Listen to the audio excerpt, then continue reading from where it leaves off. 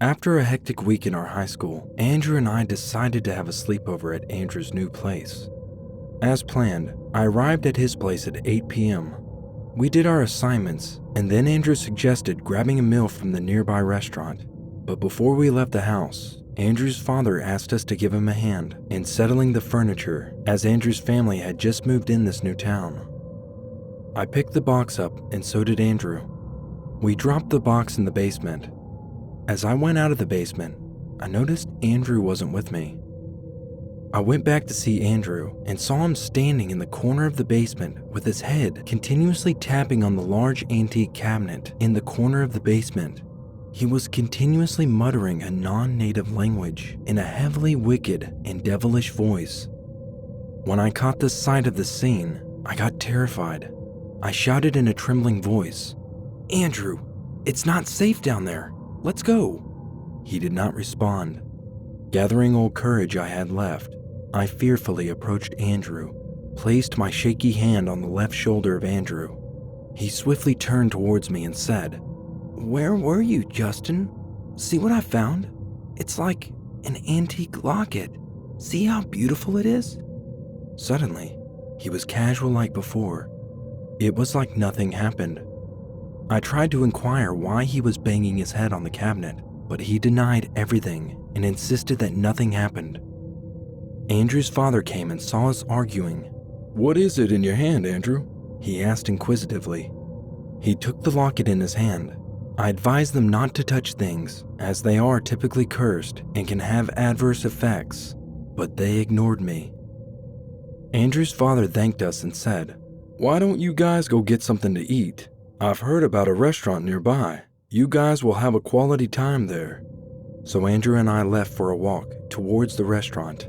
It was a cold and chilly night. Fog smeared all over the streets, spreading to the limits of vision. Darkness penetrated all over the town as if light isn't invented yet. It has been a mile of walk, and Andrew and I were just silently ambling. Meanwhile, we were walking. A dog crossed our way and started barking at us.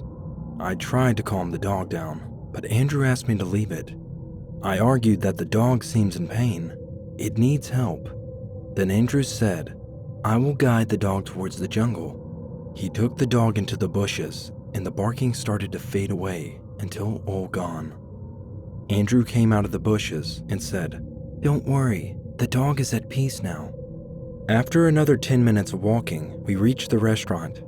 We were waiting to place the order when I saw a tall lady with her messy hairs hanging all over her body.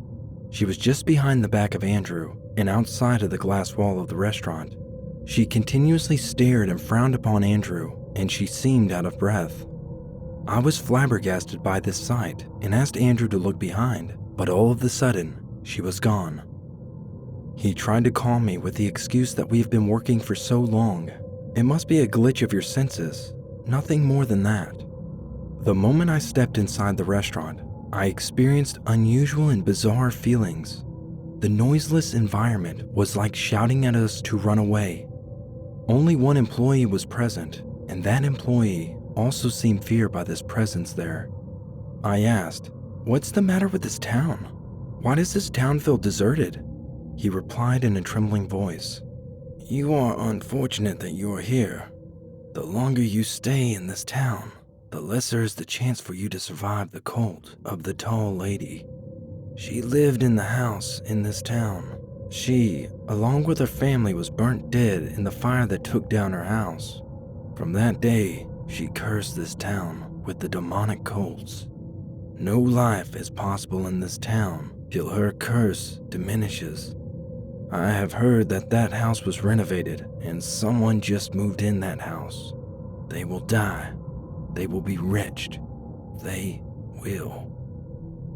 And suddenly he fainted while telling the cult story of the town. Andrew and I sprinkled water on him and woke him up. Andrew asked him, "If this town is so dangerous, why are you here?"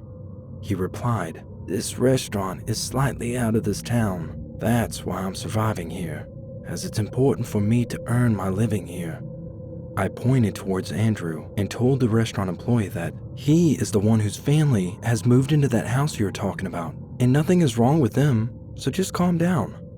It was just a matter of time when I told this to the employee, and he mysteriously started choking.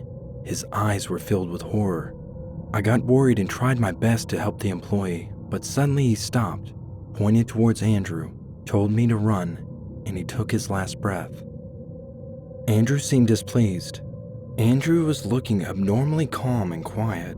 His silence was frightening me. I could not believe what just happened and asked Andrew to call his father, but he resisted. All of a sudden, I caught the sight of that demonic locket hanging on the neck of Andrew. I lost my consciousness and ran out of the restaurant.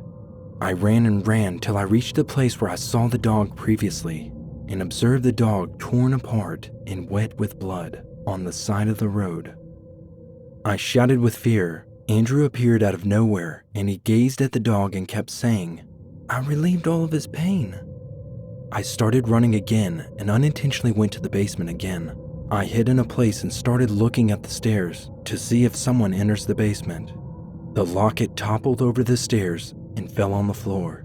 Behind it was the tall lady. She advanced towards me. I took the hammer and banged on the locket. The lady screamed with pain, and I ran out of the basement and ran till I fainted just outside the premises of town. I opened my eyes in the hospital and got the heart-wrenching news of the tragic death of the restaurant employee. Andrew's family was declared dead on the same day. Andrew's body wasn't found, and his whereabouts are unknown till date. The town is now left deserted. No one ever lived in that town after the incident.